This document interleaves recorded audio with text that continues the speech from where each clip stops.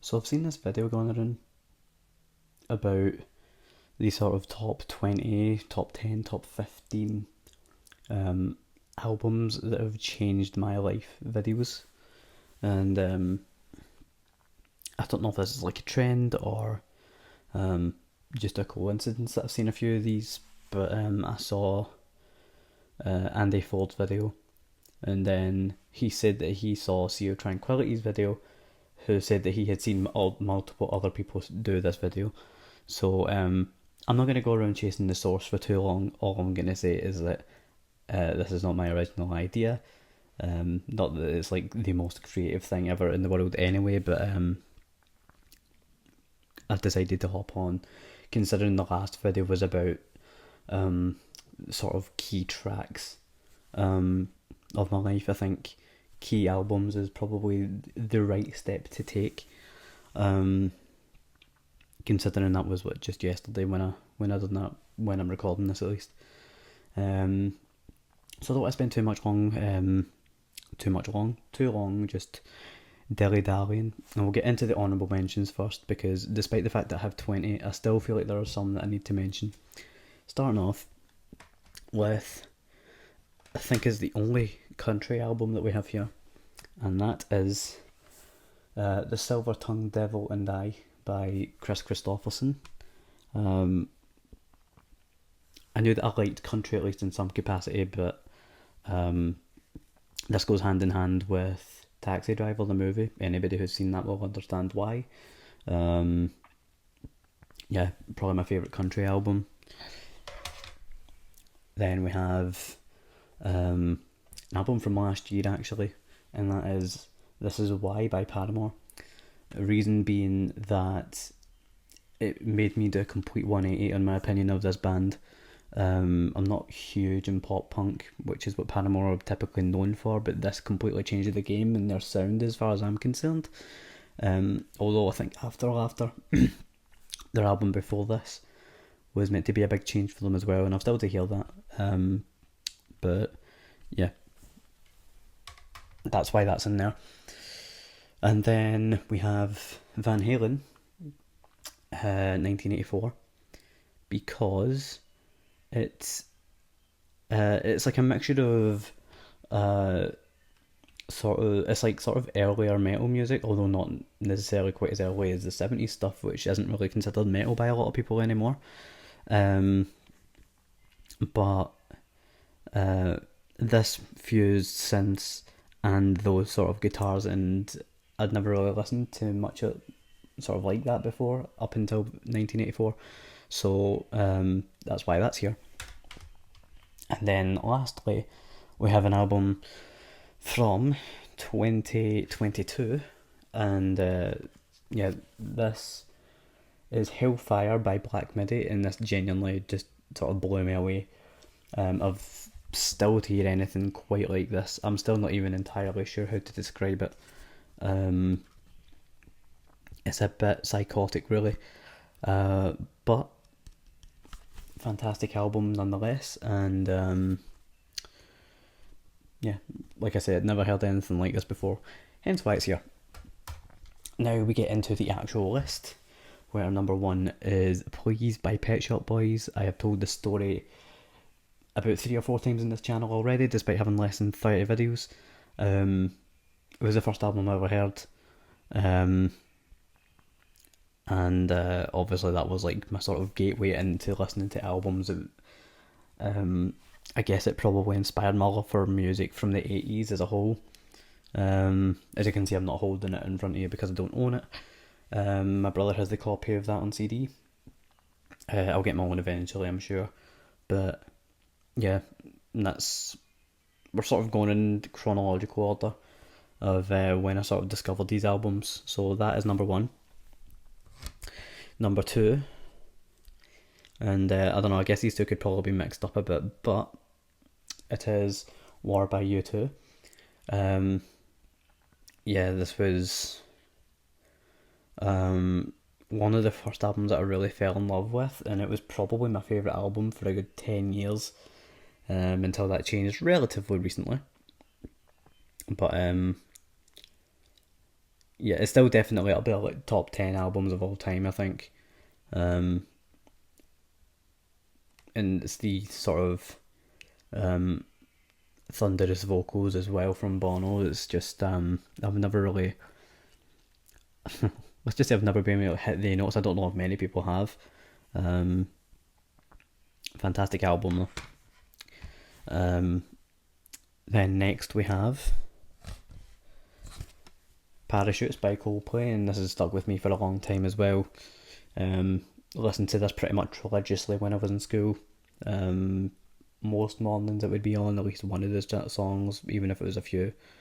Again, very highly rated album for me. Their best album in my opinion as well.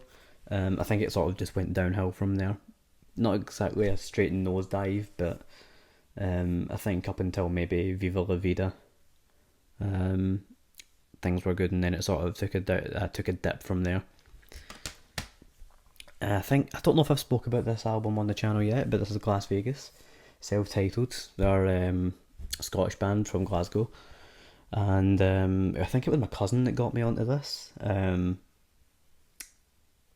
because there's a song in this called Daddy's Gone, and there was like a sort of radio edit of it, or a radio sort of recorded version, and I loved that song. So I guess maybe about a year later, my brother must have got a hold of it at some point. He maybe got it from my cousin as well. I don't know who got there first, but I guess I can credit both of them for that. And it's sort of alternative rock, sort of shoegaze kind of thing. I reckon some people would maybe even classify this as Britpop. I don't know if I'd go there, but I'd say it is a bit shoegazy though. And if it wasn't for this, I wouldn't appreciate one of the albums that's coming up later. The first CD I ever got, The Man Machine by Craftwork. I told this story in the last video as well. Basically, we listened to The Robots. We watched the music video for it. I thought, I have to have it. Went out and bought it when I was like 10 or 11. I knew the model, and I hadn't listened to any of the other songs, which, to be fair, there is only 4 other songs. But it's a fantastic album. Title track is absolutely tremendous. Now next we have something that sort of looks like it's paying homage to Pet Shop Boys with the album cover. We might be able to compare this to Actually, I would say, the album cover for that, with the way they're seated. And I guess this was like, at this point, this was, I think I said this as well, this was around about the time where I sort of started falling out with modern pop music, and well, this was modern and this was pop at the time. So I don't know how we came across it, but we listened to Better Than Love, which I think was one of the main singles from this album, and well, it all sort of went from there. Even the sort of extra bonus tracks that you get on this, well, you don't get it on this specifically, but that are available, like what are they called again? I know one of them's called Affair. That was probably my favourite, but even those are great. I think this is the only greatest hits sort of that we have, and this is Depeche Mode, the singles from 86 to 98, and I listened to this mostly for Depeche Mode in the early days. This got me into basically everything that they have. So it's got everything from like Black Celebration up to Ultra, I think. And I guess it's how I came across songs like Home and Useless, In Your Room. I like a lot of their 90s output, as well as sort of late 80s. So this is like, to me, this is probably peak Depeche Mode. Next, I'm not sure how old I was when I properly came across this album, maybe 14, 15. Tourist History by Two Door Cinema Club.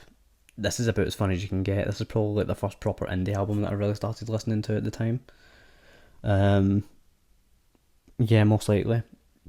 At least sort of indie, sort of pop rock kind of thing. It's fun. It's full of catchy melodies, and it's got a very distinctive guitar tone as well. I think it's got sort of space tone, I guess is how I would describe that.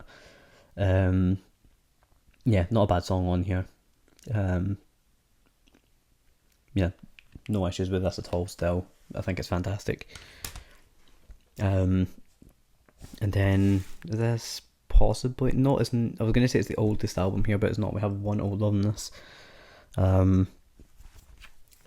Sergeant Pepper's Lonely Hearts Club Band. I mean, come on, it's Sergeant Pepper's, and this is important because I feel like this genuinely changed the way that I listen to music. Music just sort of happened to my ears, is how I'm going to describe it. It played and it was sort of passive listening versus sort of intent. And this was sort of the start of that. I was probably like 16, 17 when I listened to this for the first time. It took me way too long, but at the same time, I don't know if I would have appreciated it if I listened to any sooner than that, so maybe it came at the right time. It's difficult to really judge that. But yeah, still a masterpiece in my eyes. Everybody knows this. And that is the first 9. And I don't have all the albums for the second half either. So what we're looking at is 10 through 20 here. And I don't have 2 of these, I think. So, number 10. This is the band I was referencing earlier, and it never cost $9.99. It actually cost me £2. I don't know why that's there. The Las Vegas album that I mentioned earlier, I think, is the reason I appreciated this one so much. I've only listened to 2 of this band's albums, and this is definitely the better one of the 2. But there's something strangely sort of progressive about some of the songs in these on this album. I mean, some of them are like 7-8 minutes long, but even just the way that these songs build up, they tend to have a lot of build. In most cases, apart from maybe like Quiet Little Voices or This Is My House, This Is My Home. But a lot of them have a very slow, gradual build, and I guess this increased my patience. I don't know. Again, Scottish band. I think they're from Edinburgh, and yeah, if you're looking for something that's sort of alternative rock but also slightly progressive but not full prog rock, then I would say listen to this. Next up, another artist that I've referenced multiple times, and I will probably do a video of some sorts on her as a whole, her entire discography, but she has another album coming out, but we'll get to that in another day. Lyr Rose, like I used to. Now, we were on holiday at one point, and she's like sort of modern, sort of indie folk, sort of pop folk. I don't know. I don't really know how to categorise it. But I knew that from the first time that I really sat and listened to her music, like Shiver and Middle of the Bed, Bikes, Night Bus, and is it First? Some really nice acoustic songs on here, but they aren't like just full acoustic. There's a bit more instrumentation there, and yeah, again, I'd never listened to something that was folk but still poppy at the same time. Like she's got a fantastic voice. She's a bit like Joni Mitchell, which might be a bit offensive to some people who love Joni Mitchell, but I heard Lyr Rose before I heard her, so I don't know.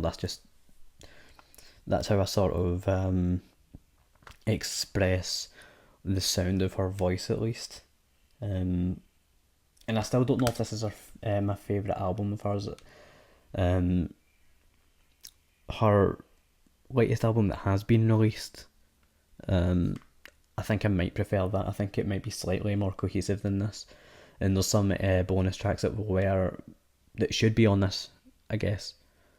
There's a song called Scar that I think was a single that isn't on this, but look, I'm not the one that made the album.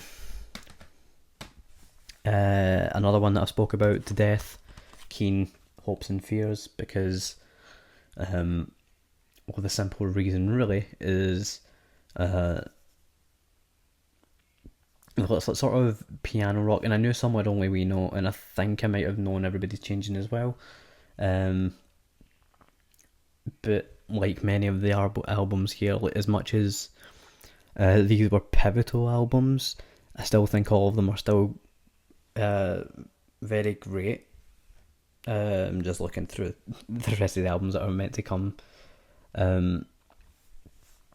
And again, very poppy, but also sort of, like I say, sort of piano rock as well. Fast, very great melodies. And I can't remember the singer's name, but he has a fantastic voice. It might say in here somewhere, actually. Let me just quickly... Okay, I don't think it says in the front, and I don't really want to rip everything out just to have a look, because I don't want to waste too much time. But yeah, 2004 was released. Yeah, fantastic. Didn't mean to hit the mic there. Now this was interesting. Tears for Fears, Elemental. And I think most people would probably expect me to put Songs from the Big Chair, because that's like their big album, but the reason this is important is because after I'd finished college, I made a pledge to myself as a New Year's resolution to listen to an album every single week, and it's the first time I think I've ever actually stuck to a New Year's resolution. And this was the album that started it all. This was the first album I listened to at the start of that year. I think it still is their most underrated album from the ones that I've heard. And I think anybody who likes Tears for Fears, at least a lot of their 80s output, just give it a go, just see what you think. I know that Kurt Smith isn't involved in this album, and it's just Roland Orzabal, but I think it's absolutely worth giving a go. Plus, I'm pretty sure it's Roland that writes most of the songs anyway, so he's still going to have that song writing. Skipping to sort of halfway through 2020 here, because that would have been the very start of 2020. So let's say about 6 months down the line, we come across this album, one of my favourites of all time, The Queen is Dead. And I guess this is important because it has got me into so many other sort of jangle poppy bands. I don't think I would have listened to things like the Cranberries or the Sundays if it wasn't for the Smiths. And I wouldn't have listened to Morrissey's solo stuff either if it wasn't for this either, so I probably wouldn't be interested in Johnny Marr's stuff if I didn't listen to this either. Although I haven't listened to any of that yet, but I will eventually. But yeah, perfect front to back again.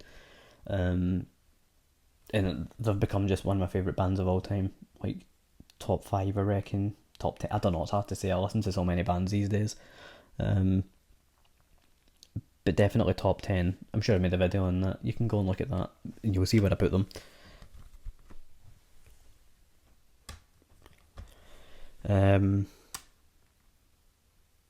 Disintegration. I would be wearing that now, but I am not. Best album ever, as far as I'm concerned. And this was like a month after I listened to the Smiths. So what happened was, I was trying to find a song called Pictures of You, and I came across the one that's on this album, and turned out to not be that song at all, but this turns out to be so much better. And I guess the rest is history. I've listened to most of their albums, I've seen them live, I'm not sure really what I've not done at this point. Kissed Robert Smith. Now this one's interesting. Nick Drake. 5 Leaves Left. And the reason why this is important is, I guess it got me listening to a lot of older folk music. I don't know if I'd be listening to Bob Dylan as much if I'd never listened to this. And it's distinctive as well, despite being mostly acoustic. It's also got the orchestral sort of accompaniment in the background as well for some of them, like Cello Song or the Thoughts of Mary Jane. And then you've got Saturday Sun, which is mostly piano. And also I just never really realised just quite how sad his life was as well. It was pretty impactful, and I do still believe that the sort of poetic nature of his songwriting has inspired me in some ways as well. And a lot of these are done in, a lot of his music in general actually is done in different guitar tunings, and as a result it's inspired me to try out different tunings as well. Don't know if I would be listening to Neil Young if it wasn't for Nick Drake either,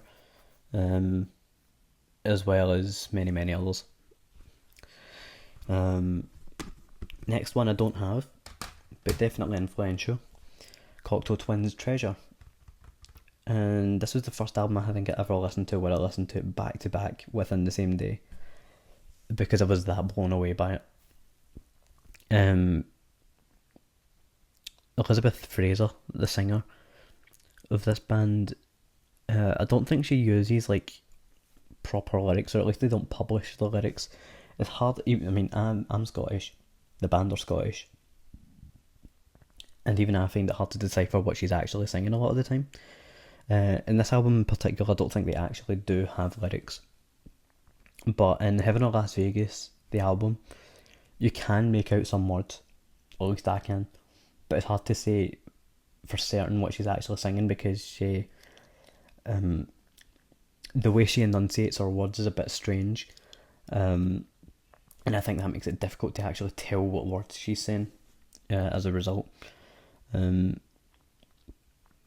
I'm not really sure what this would have inspired me to be listening to, but it did open up the gates to their entire discography, which is another one that I will have to do a deep dive on eventually, because they started off like sort of post-punk sort of area, and then they sort of slowly went more shoegazy. I guess this probably would have inspired me to listen to things like Slowdive and things like that. Maybe Loveless, I don't know if I listened to that before or after this, by My Bloody Valentine. But I do think it did open up a gateway to that whole genre of music. Next up, another genre that we haven't talked about yet. I don't know if I've talked about this on the channel before at all, really, but Miles Davis, Kind of Blue. I mean, it's like, so many people will have this when it comes to opening the gates to jazz music. And I would imagine that it's done that for so many people over the years, because everybody, whenever you ask somebody, listen, I want to get into jazz, what album should I listen to? This is what they'll point you to. It'll be this, or maybe a Love Supreme by John Coltrane, or maybe even Blue Train by John Coltrane as well. That's another fantastic one. One of my personal favourites is The Blues and the Abstract Truth, by Oliver Nelson. And again, wouldn't have listened to any jazz if it wasn't for this album, because it's probably still the best one that I've heard out of all the ones that I have heard. Not that any of them have been bad by any means. I mean, he has another album that I've listened to and I don't remember what it was. Something way. I'll put the name on the screen. But yeah, again, I wouldn't have listened to that if it wasn't for this. So if you haven't listened to jazz, listen to this. Second to last, number 19, Lyr Rose. I don't really know how you pronounce the actual title of this album. I'll put it on the screen, but I know that it translates to A New Beginning. I felt like I had to Google that when I first started listening to it because I would never be able to reference it otherwise. And this is like, I think this is categorised as like sort of post-rock. I see it as like sort of ambient music, but I haven't listened to an awful lot of post-rock, but this is, I've not listened to any of their other albums, but I think this, I've heard things like this in my head before, like before I heard this, and I was like, I'd love to make something like that. And then I discovered this. Also, another thing, this was the first album I listened to that was from the year I was born, 1999, and yeah, it was a good start, I suppose. I was on the search for something that was released the year I was born, because at the time I hadn't heard anything, despite the amount of albums that I had heard, and yeah, I think it was a perfect start, really. Um, and a lot of these songs are pretty long. It's like an hour and 10 minutes, an hour and 10, 15 minutes, something like that. But I do think it's worth every single minute. Olsen's a great song. The not the opening track, but the sort of the opening track after the sort of intro. I don't know how to pronounce that either because it's all in Icelandic, but yeah, again, showed me the way to a whole other genre of music. And the last one, which is sort of slow alternative rock, sort of depressing sad boy music, is Red House Painters' Roller Coasters. And this was like the soundtrack of my life when I first heard it. There are some really long songs on it. Like I think there's a song on it called Mother, and some of those songs are a little bit sort of too much for me. But for the vast majority of the album, I do think it's pretty much spotless. Like the emotion pulled into this album, I don't think I've ever heard anything quite as emotional before. And for me, I appreciate music like that because when it comes to writing lyrics, when it comes to writing lyrics, it can be tough to ride the line of being sort of too literal, too real, I guess sort of too heartbreaking, I suppose, before it just becomes sad and sort of difficult to listen to. I feel like this rides that line perfectly. Mainly because the music itself is just great, even though for the most part it's very simple. What's his name? Mark Kozelek just makes it work perfectly. And as a result, well, I love it. And well, the albums that are missing here, obviously, I would like to pick up. But whenever I find treasure, it's always in one of these digipacks. Although it's not got the plastic bit in the side, on the inside, it's not got this. It's just a sleeve. So I'd rather something that's a jewel case. But that's the end of this video. So, as always, if you've enjoyed this video, give me a wee like, give me a wee subscribe, all of that good stuff that everybody asks you to do, because apparently if you don't, then you forget about it. So I'm reminding you here at the end of the video, even though you probably haven't stayed till here, but if you have, then say howdy doody. And yeah, I'll see you all in the next video very soon.